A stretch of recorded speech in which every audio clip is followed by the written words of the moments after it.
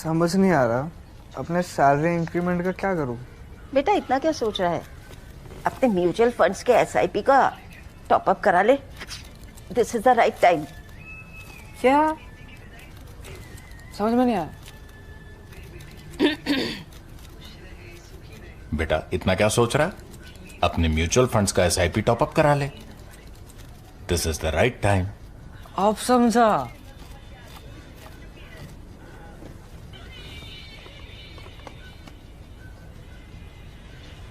Mutual fund investments are subject to market risks. Read all scheme related documents carefully.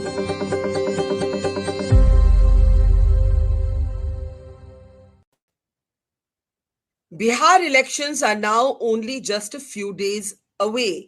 And before we speak to JDU's senior leader and veteran politician KC Tyagi, a big political development, the Election Commission has announced that there will be a special intensive revision of rolls in 12 states, including poll-bound West Bengal and Kerala, among other states. Remember, the SIR caused huge controversy in poll-bound Bihar, and the Supreme Court had to lay down certain specific guidelines. But the Election Commission is proceeding with a pan-India revision of the electoral rolls, beginning with 12 states. This even as Bihar polls are now just a few weeks away. And the big question, of course, is whether Nitish Kumar can come back as chief minister if the NDA wins. Prime Minister Modi praised the Bihar chief minister recently, but Amit Shah's cryptic statements suggested that all possibilities might be open after the elections are over. There are also tongues wagging over why Rahul Gandhi has been missing from the election campaign for the last few weeks. Although Mr. Gandhi is slated to be back on the ground later this week, where has he been all this while? Is he upset over the seat sharing talks? Tejashwi Yadav has finally been named as the chief ministerial candidate by the opposition, but Nitish Kumar has not formally been named so. So the big question is the BJP going to stand with Nitish, or could there be a repeat of the Maharashtra Madhya Pradesh leadership model, and that is if the NDA wins? कौन जीतेगा बिहार? किसकी इन a sense अभी तक advantage है? केसी त्यागी हमारे साथ जुड़े हैं। नमस्कार और बहुत बहुत धन्यवाद। शुरू करती हूँ आपसे अपनी एक असेसमेंट मांगना चाहती हूँ। अभी अगर आपको असेस करना हो, नीतीश कुमार के बारे में कहा जाता है फटीग फैक्टर। बहुत साल हो गए, अब लोग उनसे थोड़ा सा थक चुके हैं। जब आप ये सुनते हैं तो आप क्या कहेंगे? नहीं, मेरा बरखा जी नीतीश जी से 52 साल पुराना रिश्ता है जी। और मैं ही नहीं, लालू जी, नीतीश जी, शरद जी, रामविलास यादव, रामविलास पासवान जी, शरद यादव जी, मुलायम सिंह जी, हम सब लोग सोशलिस्ट मूवमेंट में और जेपी मूवमेंट में हम सब लोग इकट्ठा थे। और मैं आपके इस चैनल पे सारे दोस्तों से, जिसमें कई हैं ही नहीं और कई हैं भी, क्षमा याचना सहित कहना चाहता हूँ, Nitish Kumar is the best. पिछले 50 वर्षों में उन पर किसी भी प्रकार का आरोप लगाने का काम किसी विपक्षी नेता ने नहीं। अब देख रहे हैं आप, सब नेताओं की औलादें आ रही है राजनीति। Only one exception is Nitish Kumar. उनके बेटा है, उनके भाई है, उनके बहन है, भांजे हैं, अब तो दूर के रिश्तेदार भी आने लगे। एक यहाँ रेल मंत्री रहते हुए, वहां 20 साल से मुख्यमंत्री रहते हुए एक भी भ्रष्टाचार का मामला उनके खिलाफ दर्ज नहीं हुआ है। हमारे पुराने मित्र लालू प्रसाद जी 32 साल की उनको सजा हो चुकी, जिसमें कई साल की वो काट चुकी। और भी कई मित्रों पर डिस्प्रपोर्शनेट एसेट के मुकदमे लगे हैं। मैं ये नहीं कह रहा कि वो करप्ट है, लेकिन लगे हैं। तो ये एक अकेला चेहरा है जिसको प्रधानमंत्री से लेकर Rahul Gandhi is on record on saying that is the best bet for the prime ministership. जब हमारे विरोधी रहते हुए भी ये कह चुके थे मोदी जी कि लोहिया के बाद, कर्पूरी के बाद ही इज द बेस्ट मैन, तो नीतीश कुमार जैसा कोई नहीं है as on today. Number 1। Number 2, if not Nitish then who? Nitish Kumar Shinde भी नहीं है, ध्यान रखना। नीतीश कुमार ने, हम सब लोगों ने मिलकर के जनता दल बनाया, हम इसके मालिक हैं। शिवसेना का मालिक बाल ठाकरे, उसकी औलादे थी। इसलिए शिंदे के साथ ऐसा व्यवहार हो सकता है, हमारे साथ इसलिए नहीं हो सकता कि नीतीश कुमार खुद ही नेता हैं, उनके आभा मंडल से एनडीए भी जीतता है, जेडीयू भी जीत। नहीं, पर अगर उद्धव उद्धव ठाकरे के साथ हो सकता है तो नीतीश कुमार के साथ क्यों नहीं हो सकता? किसी बिल्कुल राजनीतिक दल का कोई मालिक होता है। मालिक इन द सेंस कि उसी ने मेहनत मशक्कत करके सब कार्यकर्ताओं के साथ ये खड़ा किया। और हमारे यहाँ कोई शिंदे भी नहीं हो सकता है, हमारे यहाँ शिंदे नहीं हुआ करते। समाजवादी आंदोलन में हम लोग आइडियोलॉजिकली डिफर करते हैं, लेकिन एक दूसरे की बैक स्टेबिंग नहीं करते हैं, जिस तरह से और राज्यों में कहीं कहीं कभी कभी होता है। लिहाजा हमारे यहाँ शिंदे भी नहीं हो सकते। मैं आपसे पूछना चाहूंगी, आपने भ्रष्टाचार की बात की और आपने कहा वही एक अकेले नेता है नीतीश कुमार जिन पे कोई आरोप अभी तक नहीं आया। आपके मित्र हैं प्रशांत किशोर, इस बारी तो नेता बनकर आए हैं। मैं बिहार गई, मैंने उनसे एक इंटरव्यू किया। उन्होंने इस इंटरव्यू में मुझे बोला कि नीतीश कुमार आज के दौर में मनमोहन सिंह जैसे हैं। मैंने कहा क्या मतलब? उन्होंने कहा कि मैं मानता हूं कि personally Nitish Kumar is incorruptible. Prashant Kishor की बात कर रही हूँ। Personally Nitish Kumar is incorruptible, जिस तरह मनमोहन सिंह भी पर्सनली इनकरप्टेबल थे। लेकिन नीतीश कुमार के आसपास करप्शन इज फ्लरिशिंग, जिस तरह से मनमोहन सिंह के आसपास आपको भी मालूम है यूपीए 2 में क्या हुआ। इस एनालॉजी के बारे में आप क्या कहेंगे? आपने सुना है प्रशांत किशोर ने सम्राट चौधरी जो बीजेपी के डेप्यूटी चीफ मिनिस्टर है उनके खिलाफ आरोप लगाए हैं। बाकी नीतीश कुमार आपकी सरकार जो है वहां के मंत्रियों लीडर्स पे आरोप लगाए हैं। ये जो एनालॉजी है नीतीश कुमार इज लाइक मनमोहन सिंह, इस पे आप क्या कहेंगे? नहीं, Nitish Kumar is not like Manmohan Singh, क्योंकि मनमोहन सिंह जी सोनिया जी की और गांधी नेहरू परिवार की अनुकंपा पे प्रधानमंत्री बने थे, और विजय कुमार मल्होत्रा जी ने उनको दिल्ली में जहां मेयर आप रहते हैं वहां उनको चुनाव में पराजित कर दिया। नीतीश कुमार के अपने आभा मंडल से वो उन्होंने संघर्ष करके जेपी मूवमेंट में 19 महीने जेल रह करके, उससे पहले जेल यातनाएं झेल करके तब उन्होंने अपना ये किरदार बिल्डअप किया है। इसलिए ना तो गूंगे हैं, ना बहरे हैं, और ना किसी की अनुकंपा पे हैं। हाँ, अनुकंपा पे अगर किसी की भी है तो मासिस की।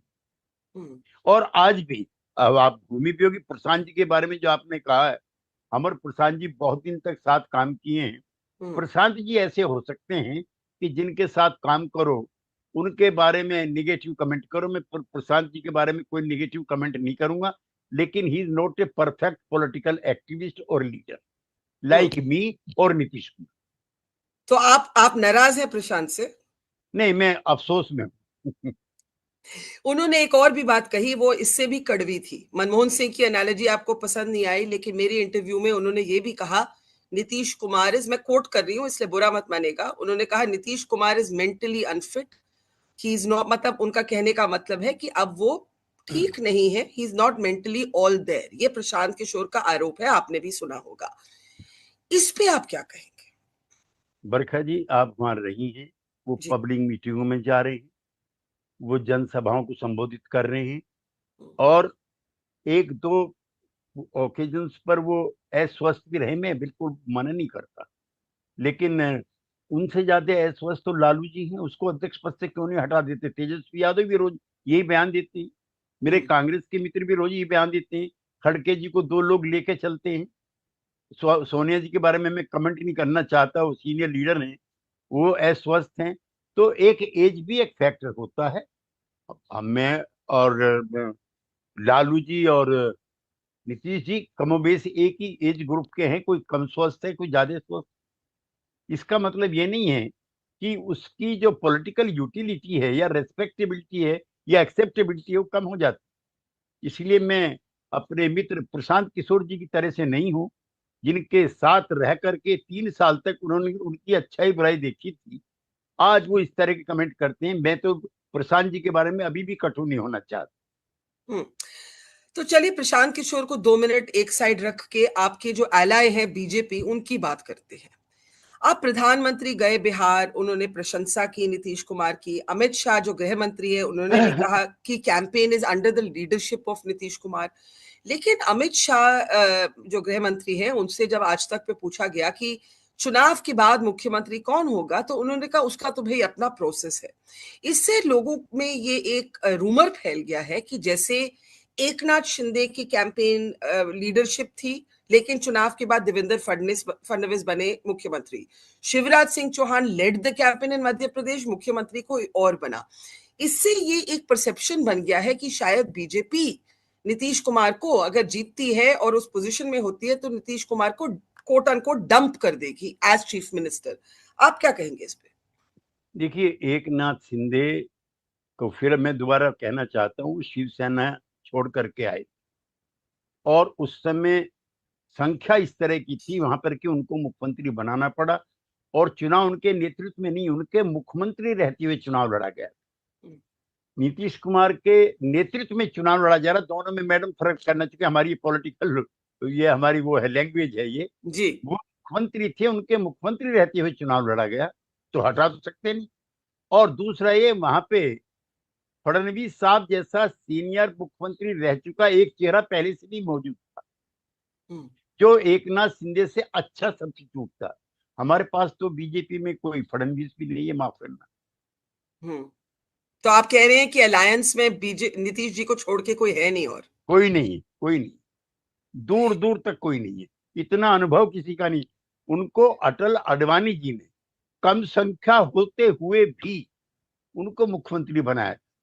जब वो दिल्ली में थे, आप भी उस समय दिल्ली में, अब भी दिल्ली में ही, तो उस समय तो बहुत एक्टिव थी आप।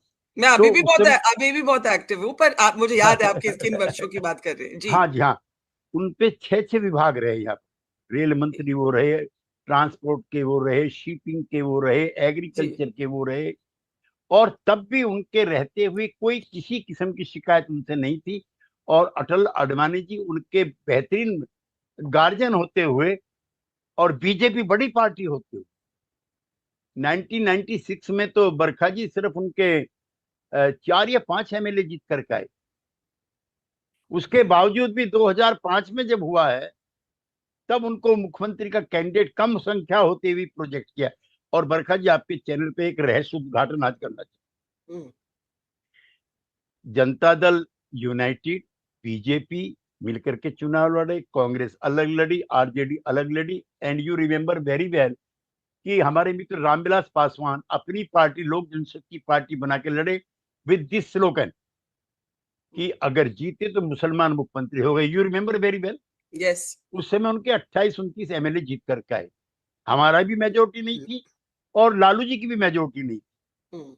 तो हंग विधानसभा की स्थिति आ गई और ये भी चर्चा अफवाहें फैलने लगी कि विधानसभा भंग भी हो सकती।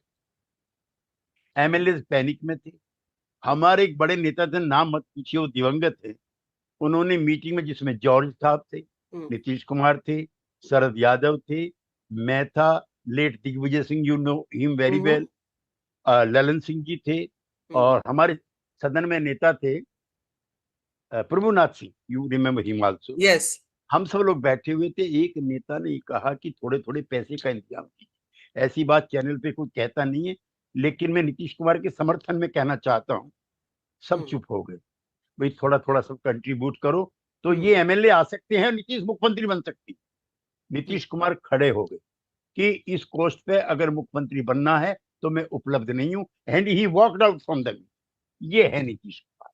मैंने 12 बड़े नेताओं के साथ काम किया, फ्रॉम चौधरी चरण Singh, Morarji Bhai, Atal Bihari Vajpayee, I K. Gujral, VP Singh, Chandrashekhar, dot dot dot dot. लेकिन मैं पुरानी पीढ़ी का नहीं कहता, मैं चरण सिंह जी के साथ काम किया, उन पे अपना मकान भी नहीं था। मैंने कर्पूर जी के साथ काम किया, आज भी उनके पास मकान नहीं है। नीतीश कुमार के साथ काम किया, उनके पास भी सरकारी मकान नहीं है। तो ये जो क्रेडिबिलिटी बनती है और ये जो मन बनता है इस तरह का, सत्ता के सुखों से दूर रहने का, इस समय हमारी पीढ़ी में नीतीश कुमार के अलावा किसी के पास। आप एक्सेस माई इंडिया के जो प्रदीप गुप्ता हैं, आप उनसे फेमिलियर होंगे, पोलस्टर हैं। उन्होंने मुझे बोला, मैंने कहा कि देखिए, जैसे आपने कहा if not Nitish then who, तो उन्होंने मुझे कहा कि उनके मुताबिक तेजस्वी यादव से पहले बिहार के लोग बीजेपी को एक ऑल्टरनेटिव मानेंगे। इन अदर वर्ड्स, बीजेपी की हमेशा से ख्वाहिश रही है कि बिहार का लीडर उनकी पार्टी का हो। एक जरा सी आप भी, नेचुरल बात है कि every party will want their own leader. तो एक तो ये चर्चा चल रही है कि does BJP want to lead Bihar themselves. दूसरा नीरजा चौधरी है, बड़ी वरिष्ठ पत्रकार, आप जानते हैं उनको। उन्होंने हमारी मुझ मित्र आपके मित्र है, मेरी भी मित्र है। उन्होंने मुझे कहा कि देखिए, अगर तो एनडीए जीतता है और नीतीश जी मुख्यमंत्री नहीं बनते तो नीतीश जी दोबारा साइड पलट सकते हैं। मैं इन दोनों बात पे आपका रिएक्शन चाहूंगी। एक तो that BJP wants to lead Bihar and present itself as an alternative to Nitish.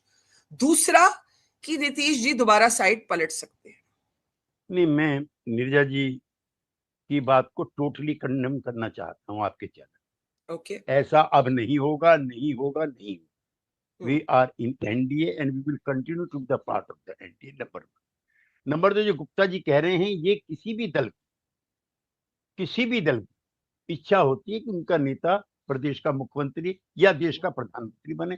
और मैंने तो ऐसे ऐसे देखे हैं, और आपने भी, जिनके एक एक दो एमएलए एमपी रहे हैं, वो भी नारे लगाते थे देश का नेता कैसे हो, डॉट डॉट डॉट डॉट ऐसा हो।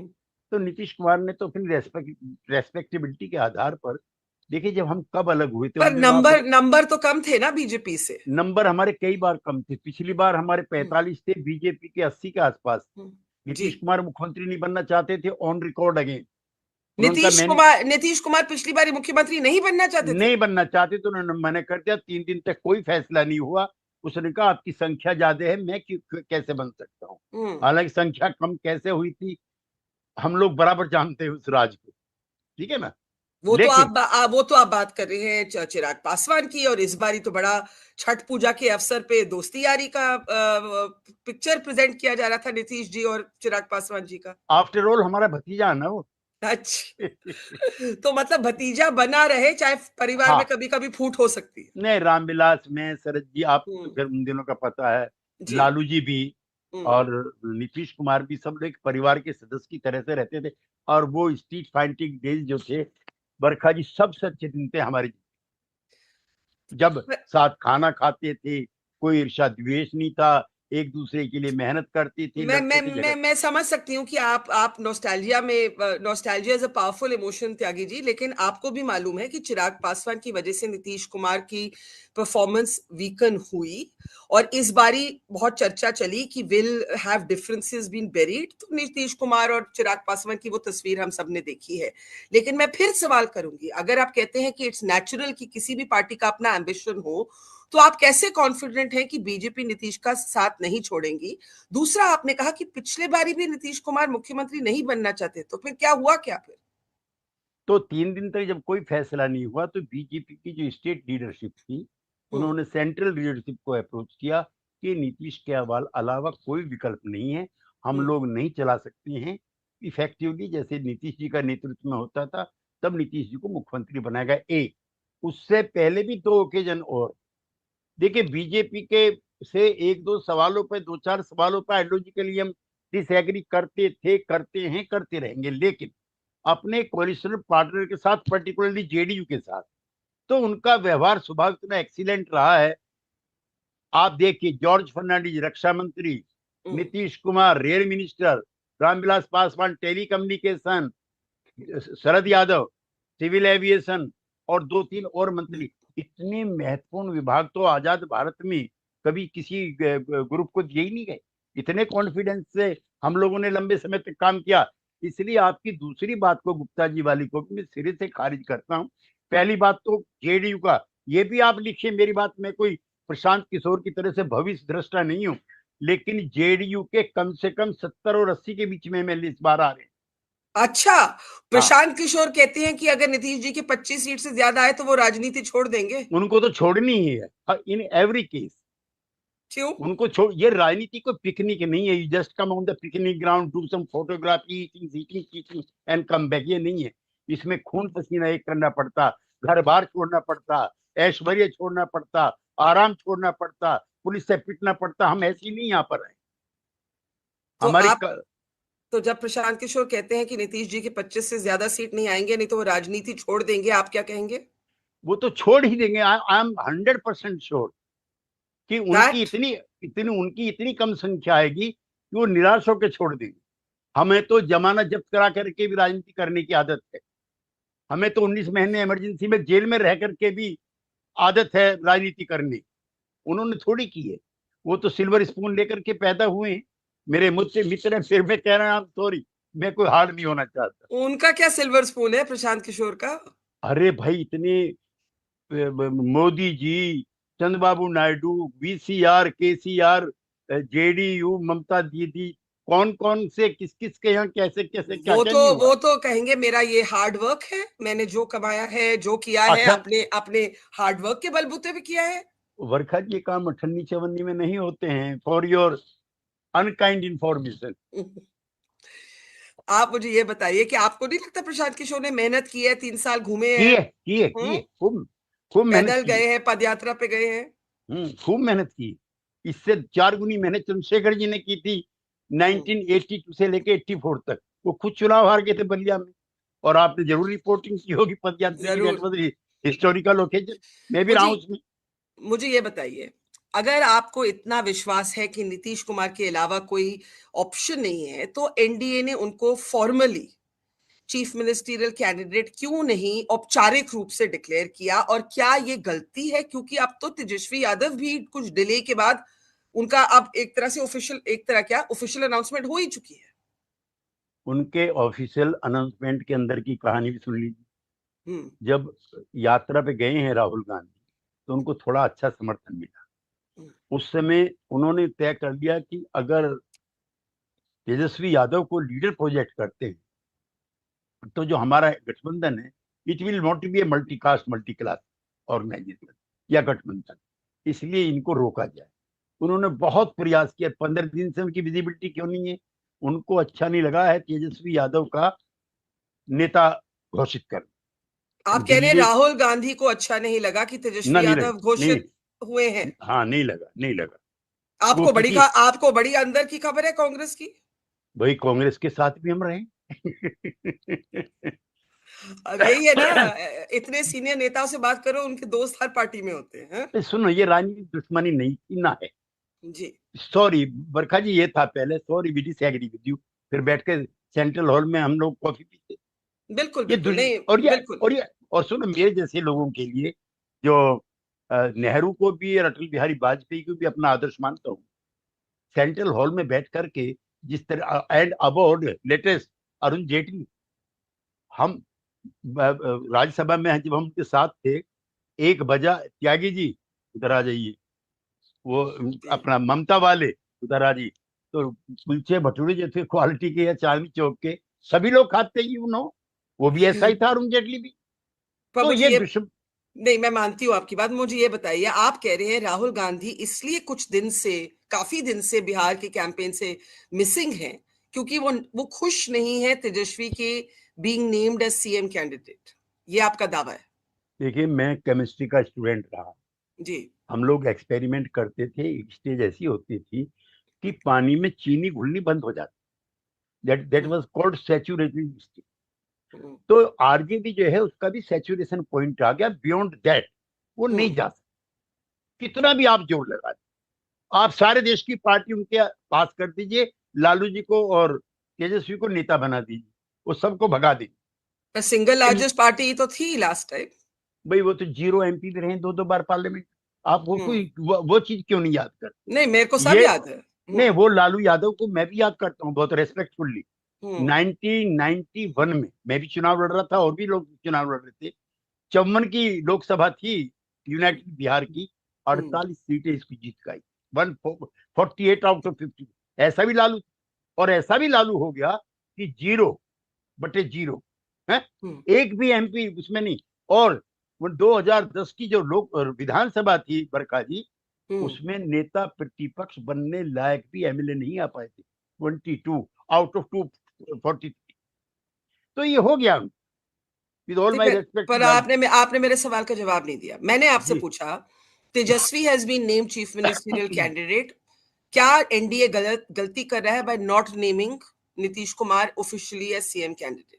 2005 से नीतीश कुमार मुख्यमंत्री हैं। 2005 से उनके नेतृत्व में चुनाव लड़ा जाता है, जनता के दिलो दिमाग में, कार्यकर्ताओं के दिली दिमाग में। वो पहले से ही मुख्यमंत्री घोषित हैं, और मैं आपसे कहता हूं, सिर्फ और सिर्फ नीतीश कुमार ही मुख्यमंत्री बने। आप हमारी बात में यकीन कीजिए ना। और आप ये कह रहे हैं कि वो साइड दोबारा नहीं पलटेंगे? हाँ, साइड भी दोबारा नहीं। करेक्ट। आपने ये बात शुरू की कि राहुल गांधी क्यों गायब हैं बिहार से, तो मैं आपसे पूछना चाहती हूँ, क्योंकि अब तो जेडीयू के लीडर्स जो हैं, आप जैसे और भी, ये खुलेआम कह रहे हैं कि राहुल गांधी कहाँ है। राहुल गांधी की, हालांकि इस हफ्ते रैलीज होंगी, वो दोबारा जाएंगे, लेकिन काफी दिन से वो नहीं है। ये देख के आपको थोड़ा आश्चर्य हुआ? देखिए, राहुल गांधी के बारे में कई चीजें। राहुल गांधी वो भी है जो तेजस्वी यादव के पिताश्री का जो डॉक्यूमेंट है, जो मनमोहन सिंह जी की सरकार में तैयार हो रहा है, उसको भी फाड़ के फेंक। हम्म, कुछ चीजें उसके बारे में मुझको अच्छी लगती है। मैं जब उसकी उम्र का था, 35-40 साल का, तो मैं भी ऐसा ही था जैसे राहुल। हम्म, कई चीजें नहीं अच्छी लगती हम्म, उसको। तेजस्वी यादव का मुख्यमंत्री कैंडिडेट प्रोजेक्ट करना उसको अच्छा नहीं लगा। हम्म। I appreciate. तो हाँ, आप कह रहे हैं वो सीट शेयरिंग को लेके झगड़ा नहीं, इट्स ओवर ना ना तेजस्वी ना। यादव being named वो सीएम, तो जो सीट शेयरिंग है, जो 5 सीट सीएम बाद में, कैंडिडेट। हाँ। जो 5 सीट बाद में मिली हैं, वो तो हमारे यहाँ जो कहते हैं ना, चेहरा दिखाने भर के लिए कि हम्म, नंबर बढ़ा दिया है।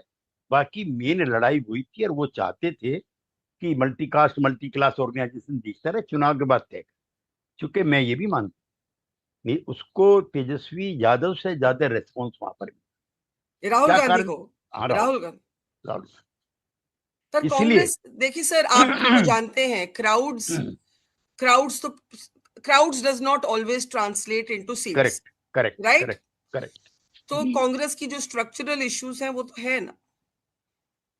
नहीं, देखिए, कांग्रेस पार्टी की, अब मैं एक और चीज आपसे कहना चाहता हम्म, हूँ, और वो बहुत सीरियसली है, और आप एकेडमी, आप लोग, कांग्रेस पार्टी के सामने अब तक एक प्रॉब्लम थी उसके सर्वाइवल। कभी टीएमसी पर, कभी एनसीपी पर, कभी नेशनल कॉन्फ्रेंस पर, कभी लालू जी की पार्टी पर, कभी उत्तर प्रदेश में दो भाइयों की दुकान पर। वो डिपेंड कर, जब से 100 नंबर उनके लोकसभा में आए, तो पार्टी के सर्वाइवल के लिए नहीं, बरखा जी अगेन, वो सर्वाइवल नहीं, अब अपना रिवाइवल चाहते। हम्म, और जब रिवाइवल चाहते हैं, तो उनको आरजेडी से भी छुटकारा पाना पड़ेगा, उनको एसपी से भी छुटकारा पाना पड़ेगा, बीएसपी से भी पाना पड़ेगा, एनसीपी से पाना पड़ेगा।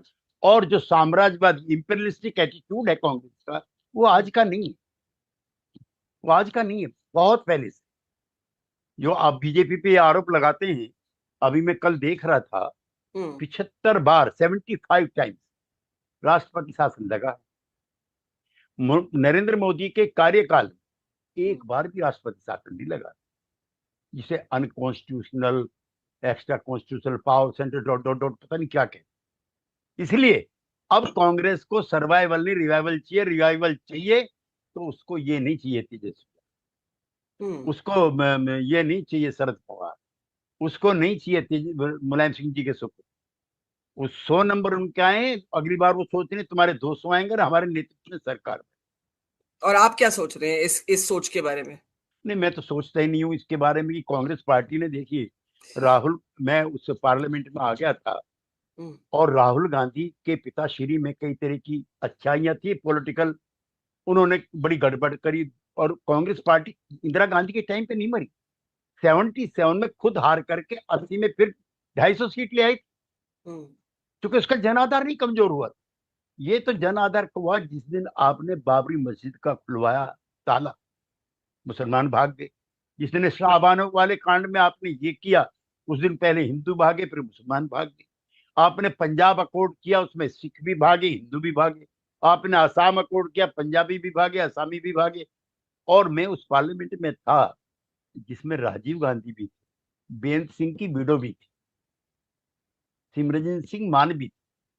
पर तो देश, ये आइडियोलॉजिकल केओस तो आज का एक तरह से रियलिटी बन चुका है ना। आपके पीछे देखिए, आपके पीछे अगर मैं आइकॉनोग्राफी देखूं तो आप देखिए, there is a leftist icon behind you, right? And you are in a right wing alliance. मैं 1978 में क्यूबा गया था, हाँ। इंटरनेशनल यूथ कॉन्फ्रेंस हुई थी, और हम्म, मेरी उम्र के जितने लड़के लड़कियां थी U2, उनका हीरो हुआ करता था फिदेल कास्ट्रो, चे गुवेवारा, जी, एंजेला डेविस, जी। ये अपना PLO chief Yasser Arafat. University में नारे लगते थे, Ho Ho Chi Minh, we shall fight, we shall win, याद है कि नहीं याद? मुझे सब याद है, लेकिन मेरा सवाल आपसे है, क्योंकि देखिए मैं तो राजनीति में नहीं हूं, तो मुझे ये सवालों के जवाब नहीं देने पड़ते। मैं तो नारे लगा के आगे निकल। अच्छा, महात्मा फुले हैं, सोशल जस्टिस का इस देश की राजनीति पे, आपसे हाँ, इस भारत माता पे उससे बड़ा कोई गाइड लीडर तो नहीं हुआ। बराबर में माता श्री हैं, जिन्होंने पहली बार महिलाओं को प्रवेश कराया। इधर भी जा नहीं रहा कैमरा आपका, उसमें नहीं, दिख सरदार रहा है, भगत सरदार दिख रहा है, भगत सिंह है, सरदार दिख रहा है, भगत सिंह है।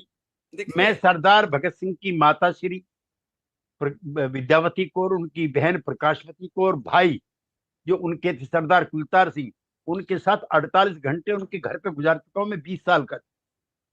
मैं जी। लाहौर में जाकर के उस जगह को भी देख के आया हूं जहां भगत सिंह को फांसी लगी थी, और वहां के लड़कों के साथ मिलकर के मैं मार्च में भी शामिल हुआ, जिसमें शादियान चौक का नाम भगत सिंह चौक रखा जाए। I am happy to inform you कि आज उसका नाम ये है। तो मुझे लेफ्टिस्ट कहिए, राइटिस्ट कहिए, मुझ पर कोई फर्क नहीं नहीं पड़ता। नहीं, बट मैं are we living in a post ideology age, यहाँ पे उद्धव ठाकरे और कांग्रेस की तालमेल है, करेक्ट, और जेडीयू और आप जैसे जो जेपी मूवमेंट के प्रोडक्ट्स हैं उनका आज बीजेपी के साथ रिलेशनशिप, और आप कहते हैं वो एक तरह से अटल रहेगा वो रिश्ता।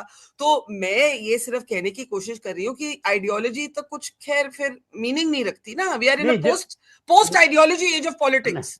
नहीं बरखा जी, वो भी याद की, मैंने वो दौर भी देखा है गैर कांग्रेसवाद का। उत्तर प्रदेश में चरण सिंह जी की सरकार थी 67 में, हमारा भी एज ग्रुप की 67 में, और जनसंघ और सीपीआई, रुस्तम सेठी नाम था, दोनों मंत्री थे एक साथ। भोपाल में गोविंद नारायण सिंह की सरकार थी, कम्युनिस्ट पार्टी का नेता और जनसंघ के साथ साथ थे। तो that was the era of non Congressism, not for us, कुछ लोगों के लिए नॉन बीजेपी से मीजा। अभी बताइए कि कांग्रेस पार्टी देश की सबसे बड़ी सेकुलर पार्टी होने का दावा और वादा कर, बाल Thackeray is on record on saying कि बाबरी मस्जिद मैंने और मेरे लोगों ने गिराई। What is the common between them? No, I am saying we are in a post ideological phase of politics. अब इस चुनाव पे वापस आते हैं। आज इलेक्शन कमीशन ने अनाउंसमेंट की है कि 12 प्रदेशों में एसआईआर का वो होने वाला है, रिवीजन ऑफ रूल्स शुरू होने वाला है। इसको लेके राहुल गांधी ने बहुत बड़ा मुद्दा बनाने की कोशिश की थी बिहार में।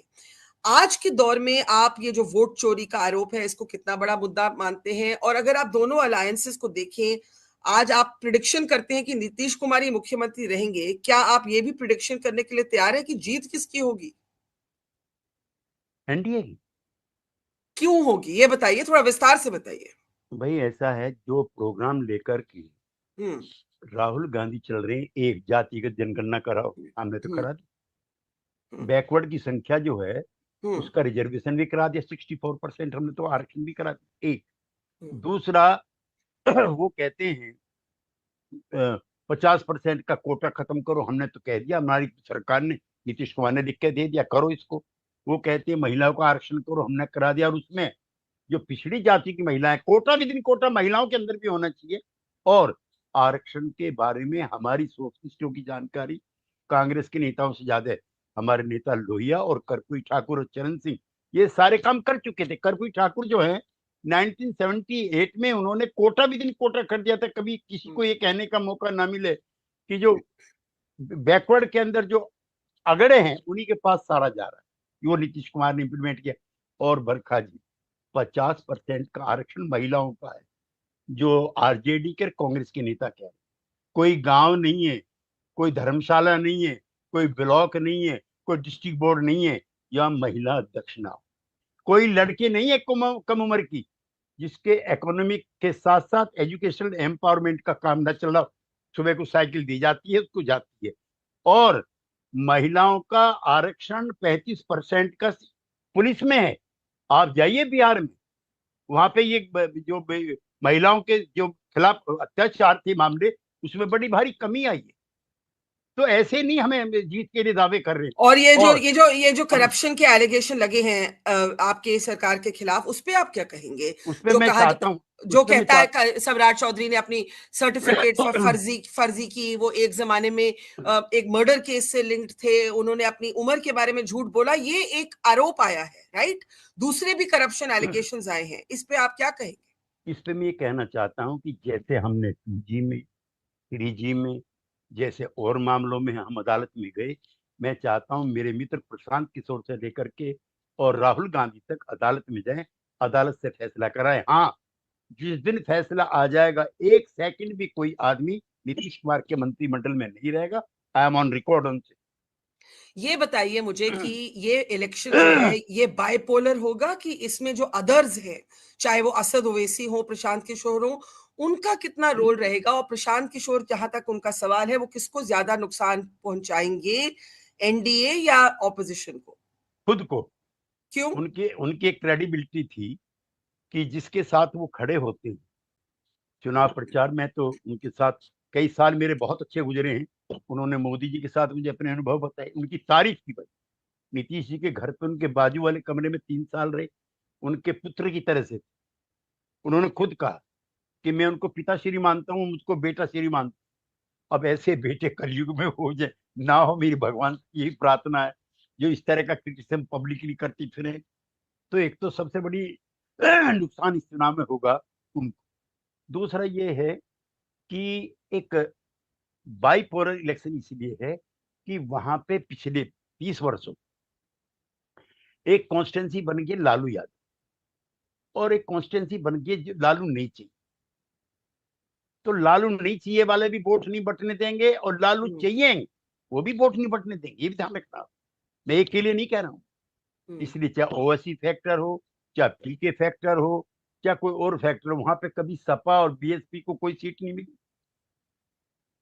तो वहां बाइपोलर है, वहां कोई तीसरी शक्ति नहीं। उत्तर प्रदेश में जैसे कभी बसपा, कभी बीजेपी, कभी सपा, ऐसा हो जाता, वहां नहीं। लालू चाहिए कि नहीं चाहिए? एक तो लालू के चाहने वाले, एक ना चाहने वाले। एक आखिरी सवाल, इसमें मोदी जी कितना फैक्टर है? अगर आप देखें लोकसभा चुनाव के बाद, तो बीजेपी ने मोदी जी को थोड़ा डिस्टेंस पे रखा है प्रदेश के चुनावों से। हरियाणा, महाराष्ट्र देखें तो इस बारी ये एक स्थानीय मुद्दों और स्थानीय लीडरशिप का चुनाव है। जैसे आपने कहा, Lalu Yadav is a polarising factor, pro and anti. आपको क्या लगता है, ये लोकल लीडरशिप पे तय होगा? वैसे से local, I mean state leadership पे तय होगा? और is it a Modi, is the NDA alliance campaign driven a lot by the Modi factor? देखिए, कभी अभी वामपंथी नेता से कि कोई पत्रकार पूछते हैं कि इस देश में सबसे ज्यादा लोकप्रिय नेता कौन, वो कहते हैं नरेंद्र मोदी। नरेंद्र मोदी क्राउड पुलर, इसमें दो राय नहीं। वो मासी से जिस तरह से इंटरेक्ट करते हैं, इसमें दो राय नहीं है। और मैं एक और चीज मानता हूं, जो कुछ लोग एक्स्ट्रा कम्युनल इश्यूज उठा करके बीजेपी के नाम पर वोट मांगना चाहते हैं, उन मित्रों से मैं कहना चाहता हूं कि जो काम पिछले 11 सालों इस सरकार ने किए हैं, उसके आधार पर भी अगर वोट मांगो तो भी हमारी सरकार बनेगी, तो भी नरेंद्र मोदी प्रधानमंत्री बनेंगे। 80 करोड़ लोग, 6-7 साल हो गए, 5 किलो राशन मिलता, सिलेंडर मिलता हूं। मेरे बाजू में पीछे जो इनके स्टाफ के क्वार्टर्स हैं, सर्वेंट नहीं कहता हूँ, स्टाफ क्वार्टर है, मैं उन लोगों से पूछता हूँ। और 2014 में पूछा, उस समय मैं रहता था उसमें लोधी स्टेट में, तो बड़ा मकान था, और 22-23 सर्वेंट क्वार्टर के मकान थे, सब के सब मोदी मोदी कर रहे थे। क्यों? उन्होंने 2-3-4 चीजें बताई। तो मोदी जी की जो लाभार्थी योजना है, उसको भी अगर हम केंद्र बिंदु मान करके देश में वोट मांगे, तो मैं ये बहुत जिम्मेदारी से कह रहा हूं और अम्बलिज्म के साथ कह रहा हूं, तो भी एनडीए की सरकार बनेगी। इसलिए वहां के चुनाव में मोदी जी जाते हैं। अब जैसे ये जो 10,000 रुपए वाला, इसकी मैं इकोनॉमी थोड़ी समझाना चाहता हूँ। ये रिश्वत नहीं दी, ये लाभार्थी नहीं है। आर्टिजन्स ट्रेड में जो महिलाएं लगी हुई हैं हमारे गांव में, कताई का, बुनाई का, पोल्ट्री का, ऑयल मैन की, जितने आर्टिजन्स की ट्रेड थी, सब खत्म हो गई। इन बहनों को वो 10,000 रुपए दिए गए हैं कि आप इन ट्रेड को बिल्डअप कीजिए, और फिर 2 लाख रुपए दिए जाएंगे आपको स्वावलंबी बनाने के लिए। ये रिश्वत नहीं है, लाभार्थी योजना नहीं है ये। और यही हमने किया है आती वालों, उन वर्गों के लोगों को आर्टिजन स्टेट जो हैं, ये गांधीयन वे ऑफ वो है जिसको आजकल स्वदेशी हम लोग कहते हैं। ये कहा जा रहा है कि एम फैक्टर, महिला factor is going to be the X factor of this election, जैसे कि महाराष्ट्र मध्य प्रदेश में रहा। मानते हैं आप इस बात को? नहीं, मैं नहीं मानता। महिला एम्पावरमेंट 2006 में हुआ है। असल में पूरा आप ध्यान दीजिए, 2006 में महिला आरक्षण हुआ है। ये कह रहे हैं अब करो, हम कर चुके। वहां पे जो लड़कियों का वहां पे शराबबंदी का मैं आपसे बताऊं, महिलाओं पर जो एट्रोसिटीज थी, पति का धरती पे कहीं रोब नहीं चलता छोड़ करके पत्नी। सारे देश में सब जगह से वो अपमानित होकर आता है और पत्नी पे उसका साम्राज्य चलता है। और जो शराबी पति है उसका एकमात्र, मैं वही कहने वाली थी कि शराब पीने बिना भी वो रोब छेड़ते हैं, झाड़ता है। अच्छा, वहां पे अब वो शाम को सब्जी लेकर आता है, पहले पुआ लेके आता है, अब बच्चों के लिए कपड़े लेकर आता है, पहले अद्धा लेकर आता है। तो ये गांधी जी टाइप जो पॉलिटिक्स थी उसका ये लास्ट मैन है नीतीश कुमार, ये इंप्लीमेंट कर रहा। और एक चीज और आखिर में कर दूंगी जी, आपने मैरिन ड्राइव देखा मुंबई? मैंने देखा पटना का, मैंने देखा। कै गुना ज्यादा भीड़ है कम उम्र के लड़के लड़कियों की। तो ये है लैंड ऑर्डर। रात को 11-12 बजे भी लड़के लड़कियां स्कूटर पे बैठ के, साइकिल पे बैठ करके आइसक्रीम खा के आ रही हैं। ऐसा मैरिन ड्राइव से बढ़िया लैंड ऑर्डर है वहां जी। और वो अब आप और मैं तय करेंगे कि 14 तारीख को आपने जो जो दावे इस इंटरव्यू में किए हैं उनका टेस्ट होगा 14 तारीख को जब रिजल्ट आएंगे, त्यागी जी। और आपके द्वारा दी गई मिठाई का भी टेस्ट होगा। मिठाई तो मैं आपको वैसे ही खिलाऊंगी। बहुत बहुत धन्यवाद, ऑलवेज अ प्लेजर। नमस्कार KC Tyagi, thank you sir, thank you Tyagi ji. It's great to see you here. Thank you for watching our work.